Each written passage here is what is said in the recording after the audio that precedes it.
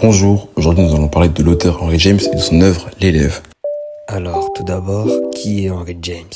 Alors, Henry James naît le 15 avril 1843 à New York et meurt le 28 février 1916. Et il est donc naturalisé britannique le 26 juillet 1915. Étant une figure majeure du réalisme littéraire du XIXe siècle, Henry James est considéré comme un maître de la nouvelle et du roman pour le grand raffinement de son écriture.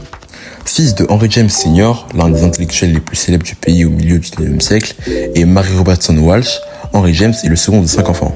Durant sa jeunesse, James voyagea en permanence en Europe et en Amérique. Éduqué par des tuteurs à Genève, Londres, Paris et Bonn. Dès l'enfance, il lit les classiques des littératures anglaises, américaines, françaises et allemandes. À l'âge de 19 ans, il est brièvement inscrit à la faculté de droit de Harvard et rapidement abandonné face au désir d'être tout simplement littéraire. C'est en 1963 qu'il publie anonymement sa première nouvelle nommée Une tragédie de l'erreur. Comme je l'ai déjà évoqué, Henry James est l'une des figures majeures de la littérature transatlantique. Ses œuvres mettent le plus souvent en scène des personnages de l'ancien monde, Incarnant une civilisation raffinée et corrompue.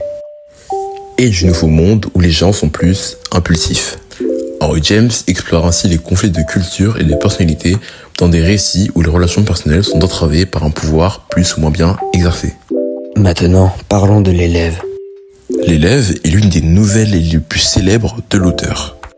Elle est parue d'abord dans Longspan Magazine en mars 1891 et est ensuite reprise en volume l'année suivante chez Macmillan. Elle met en lumière la formation de la conscience chez un enfant doué. Donc, de quoi parle L'Élève de Henry James? Alors, Pemberton est un jeune garçon fraîchement diplômé de Oxford, mais qui est malheureusement d'origine modeste. Et cherchant un emploi qui lui permettrait de mettre son bagage universitaire à profit, il devient précepteur de Morgan Morin, un garçon d'à peine 11 ans, doué d'un très vive intelligence et membre d'une sympathique famille américaine qui parcourt l'Europe depuis des années en quête de beaux mariages et d'occasions d'affaires.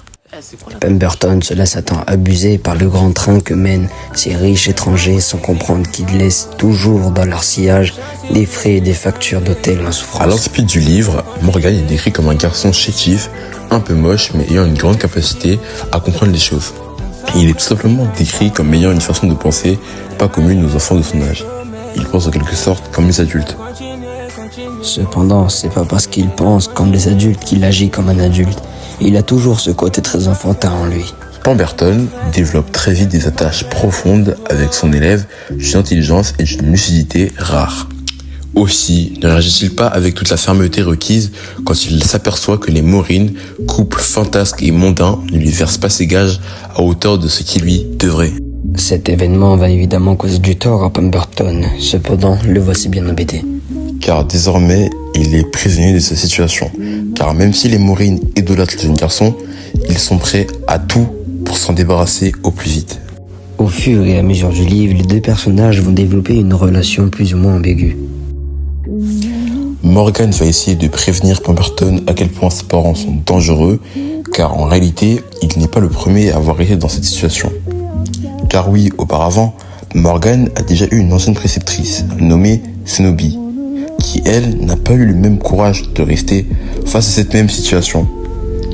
Dans le livre, on apprend également que Morgan a un frère qui est addict au jeu d'argent et des sœurs qui, elles, font bonne mine qu'à l'extérieur du domicile familial. Plus le temps va passer et plus les Morin vont se retrouver de plus en plus pauvres, sans pour autant verser un sou à Pemberton, qui lui en a de cette situation et décide donc de retourner en Angleterre enseigner un autre élève. N'étant pas satisfait de cet autre élève, Pemberton revient auprès des Morin. Et reprend en charge Morgan, qui lui, à ce moment-là, est aux anges.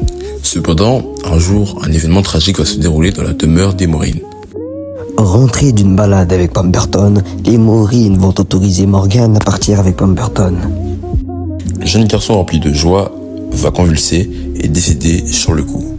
C'est donc sur ça que le livre se termine. I got rich problems.